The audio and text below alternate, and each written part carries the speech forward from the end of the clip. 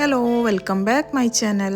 അപ്പോൾ ഇന്ന് ഞാൻ തയ്യാറാക്കിയെടുക്കുന്നത് കക്ക റോസ്റ്റാണ് കേട്ടോ. അപ്പോൾ അതിന് വേണ്ടിയിട്ട് 1/2 കിലോ കക്ക ഞാനിതുപോലെ നന്നായിട്ട് അതിനുള്ളിൽ അഴുക്കൊക്കെ ക്ലീൻ ചെയ്തെടുത്തിട്ട് ഒരു 5-6 തവണ ഞാൻ കഴുകിയെടുത്തിട്ടുണ്ട് കേട്ടോ. അപ്പോൾ നന്നായിട്ട് കഴുകിയാൽ തന്നെ അതിൻ്റെ ഉള്ളിൽ അഴുക്കും മണ്ണും തരിയൊക്കെ ഉണ്ടാവും, നന്നായിട്ട് അതൊക്കെ പോയി കിട്ടുള്ളൂ. അതിനുശേഷം ഒരു കുക്കറിലേക്ക് ഇട്ടിട്ട് അതിന് ആവശ്യത്തിനുള്ള മഞ്ഞൾപ്പൊടി ഉപ്പ് ഇട്ടിട്ട് ഒരു 3-4 തവണ നമ്മൾ വിസിൽ കയറ്റിയെടുക്കണം. അതിനുശേഷം ഒരു പാൻ അടുപ്പത്ത് വെച്ചിട്ട് ആവശ്യത്തിനുള്ള വെളിച്ചെണ്ണ ഒഴിച്ച് കൊടുക്കുക. അതിലേക്ക് കൊത്തിയിട്ട് വെച്ചിരിക്കുന്ന നാളികേര കൊത്ത് ഇട്ട് കൊടുക്കാം. നന്നായിട്ട് സോട്ട് ചെയ്തിട്ടെടുക്കുക.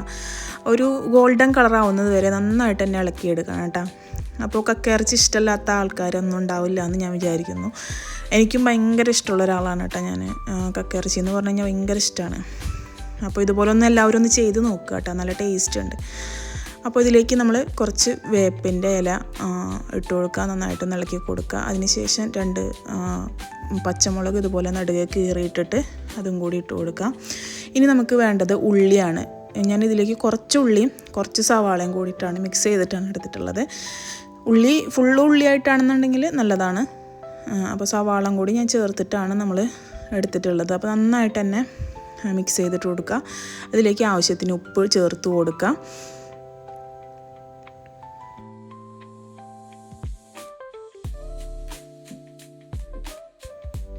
നന്നായിട്ടൊന്ന് വാടി വരാൻ വേണ്ടിയിട്ട് കുറച്ച് മഞ്ഞൾപ്പൊടി ചേർത്ത് കൊടുക്കുക. അതിനുശേഷം നന്നായിട്ടൊന്ന് സോട്ട് ചെയ്തിട്ടെടുത്തതിന് ശേഷം ലേശം കുരുമുളക് പൊടി നമ്മൾ ചേർത്ത് കൊടുക്കുന്നുണ്ട് കേട്ടോ. 1/2 ടീസ്പൂൺ കുരുമുളക് പൊടി ചേർത്ത് കൊടുക്കുന്നുണ്ട്. പിന്നെ ഇഞ്ചി, പച്ചമുളക്, വെളുത്തുള്ളി പേസ്റ്റ് നമ്മൾ ചേർത്ത് കൊടുക്കുന്നുണ്ട്. അതിനുശേഷം നന്നായിട്ട് തന്നെ ഒന്ന് ഇളക്കി കൊടുക്കുക.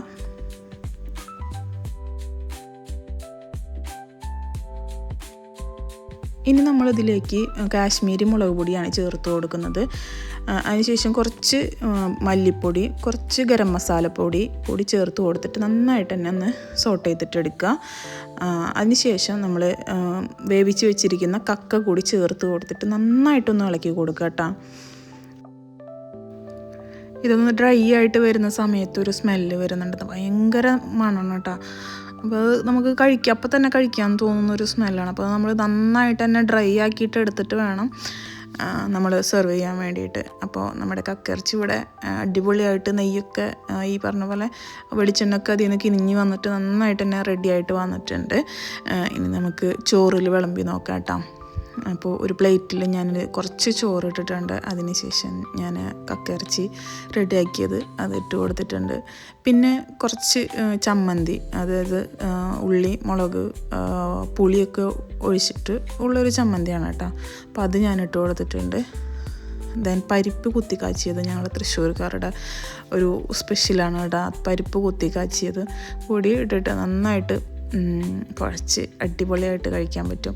നല്ല ടേസ്റ്റ് ഉണ്ടായിരുന്നു കേട്ടോ. അപ്പോൾ എല്ലാവരും ഒന്ന് ട്രൈ ചെയ്ത് നോക്കണം, എന്തായാലും ഒന്ന് ട്രൈ ചെയ്ത് നോക്കാം കേട്ടോ. അപ്പോൾ വീഡിയോ ഇഷ്ടമായി എന്ന് കരുതുന്നു. ഇഷ്ടമായിട്ടുണ്ടെങ്കിൽ ഒരു ലൈക്ക്, ഒരു കമൻറ്റ് ചെയ്യണേ. സബ്സ്ക്രൈബ് ചെയ്യാതെ കാണുന്നവരുണ്ടെങ്കിൽ ഒന്ന് സബ്സ്ക്രൈബ് ചെയ്ത് സപ്പോർട്ട് ചെയ്യണേ. അപ്പോൾ ഇന്നത്തെ വീഡിയോ ഇത്രയൊക്കെ ഉള്ളൂ കേട്ടോ. അപ്പോൾ അടുത്തൊരു വീഡിയോയിൽ കാണുന്നത് വരെ എല്ലാവർക്കും നല്ലൊരു ദിവസം ആശംസിക്കുന്നു. Thank you so much.